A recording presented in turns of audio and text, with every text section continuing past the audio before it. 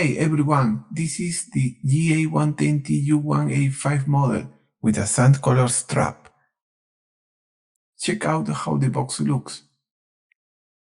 Here's the manual and the warranty card. This is a really nice watch, so let's go ahead and start setting it up. All GA-110 use module 5146, so the setup process is the same for all of them. In this video, I'm gonna show you some tricks that you won't find on other channels. Check this out. When you press these three buttons, it takes you into a mode we call test mode, and all the digital segments light up. Now, if we press the forward button down here, you'll see a code show up. That code is actually the model number of the previous model. This one says 5082, which belongs to the older version of the watch, the Casio AQ190. Just a quick note, the GA-110 came out in 2010, and the previous model was from 2009. Now, if you press the button again, all the segment lights up once more. This is where you want to double check that every single segment turns on. If any of them don't light up, it could be a system issue, a low battery, or even a burnt out segment. Using the mode button, you can cycle through all the functions. Stop when the top part of the screen shows the day of the week in letters. That's how you know you are in timekeeping mode. At the bottom, it shows the digital time, and it should match the analog hands. With the forward button, we can switch the display. Now it shows the date, April 7. Press the button again and we're back to the digital time. The second mode is the stopwatch. Third is the timer. Fourth is the world time, and the last one is alarms. If you press the mode button again, you're back to timekeeping mode. The first thing we need to do is set up the watch so we can access each function. Make sure you are in timekeeping mode, then press and hold this adjust button for about 3 seconds until you hear a beep. You'll see a city name start blinking. What you need to do here is find a city that matches the current time in your country or wherever you are right now. For example, since I'm in Lima, Peru, I'll choose New York, but you can easily check that on Google. Just type GMT and your city name. Now, with this button here labeled forward, you can scroll through the cities. You'll see the current time for each one down here. Just pick the one that matches your local time. We've already found a city. Now, with this button, we press it and look up here. It shows us DST. What DST does is add an hour to the current time. So if it's 5, it will show 6. Since my country doesn't have daylight saving time, I turn it off. Then we've got the option to switch between 12-hour and 24-hour format.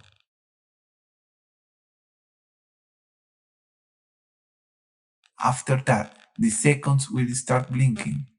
And with this button, you can only reset them, like set them back to 0. Then we set the hour and minutes manually.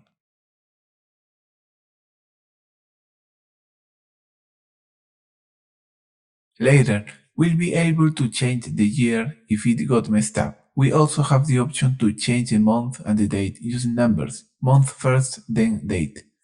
We can also adjust how long the light stays on, from 1 to 3 seconds. And finally, a city name starts blinking again, which tells us we're going back to the beginning of the setup. So to save the changes we've made, we press this button, adjust button, and the hand will move until it stops at the set digital time. Now let's go to stopwatch mode. In stopwatch mode, here's what we have. If someone's running, we start with this button. Stop and you can write down this time. And reset with this button. As you can see, it's all pretty simple. But what if there are more people in the race? With this button, we start. and we stop with this one. When the first runner crosses the finish line, we stop and write down their time. The stopwatch keeps running internally. We press to check the time and we press again when the second runner reaches the finish line. We press again when the third runner crosses and write down their time.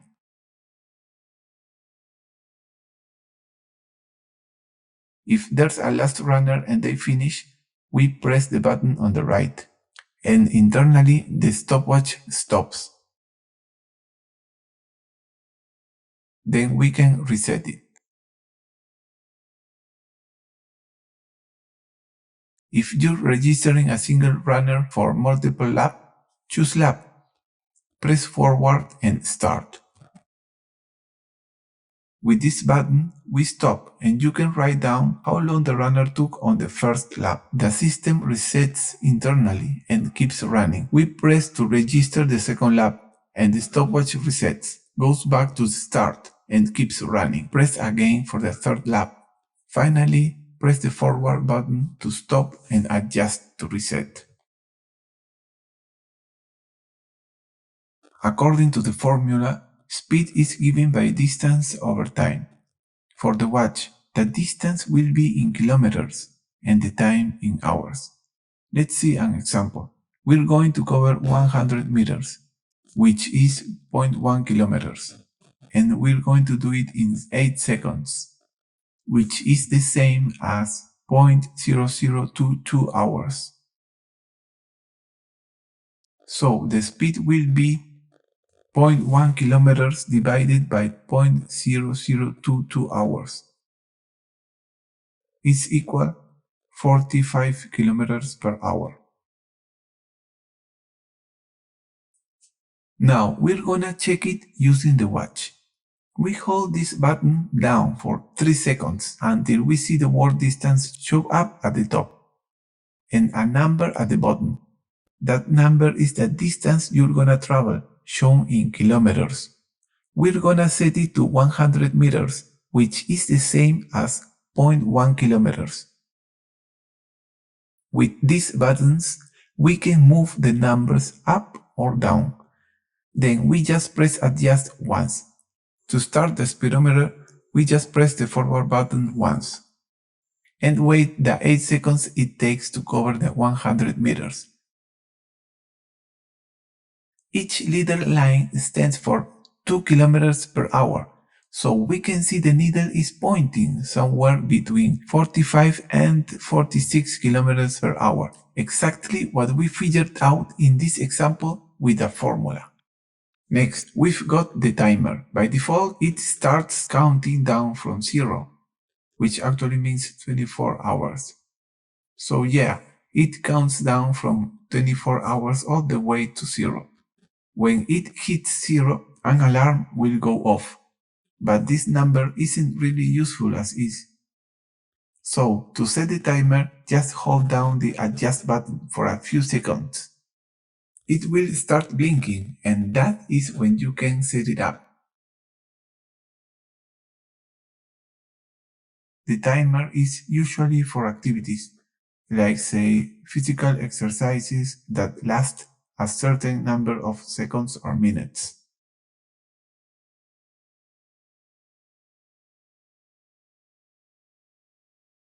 Press the mode button and now you're in work time. Here you can pick any city you want, maybe one you like or one you're planning to visit. Use the forward button to scroll through the cities and you can see the local time for each one at the bottom. Let's say we pick Rome. It shows 11:34 in Rome. Now, if you are in timekeeping mode, let's say 5:35, you just press the mode button until you get to WT, and it will show the time in the city you picked. But heads up, if you didn't set your local time correctly, the time in the other cities won't be accurate either. You can even turn on daylight saving time for the world cities you choose. To turn DST on or off, just hold down the adjust button again.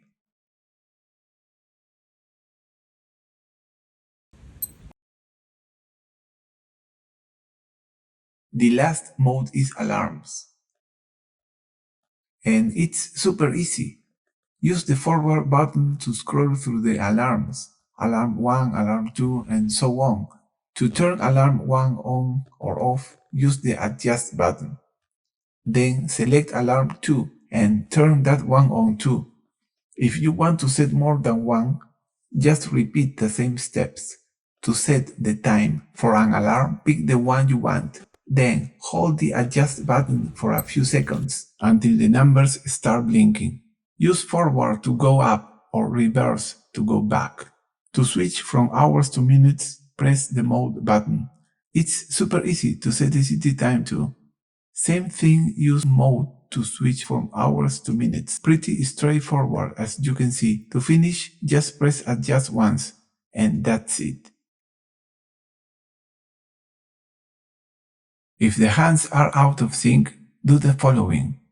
While in timekeeping mode, press and hold the forward button for about 6 seconds, until the word sub shows up at the bottom. Sub refers to the speedometer hand. In this setting mode, that hand needs to be pointing at 50. We tried going backward, but that's not possible. So the only option is to move it forward, and it won't move quickly. You have to go one step at a time.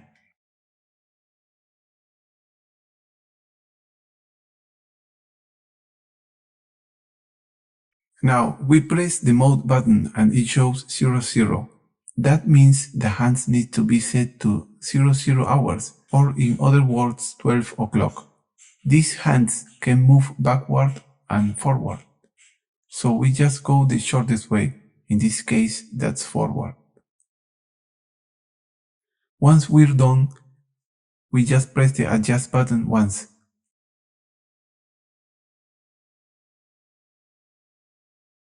While the hands are moving, the buttons won't work, so we just have to wait until they finish moving.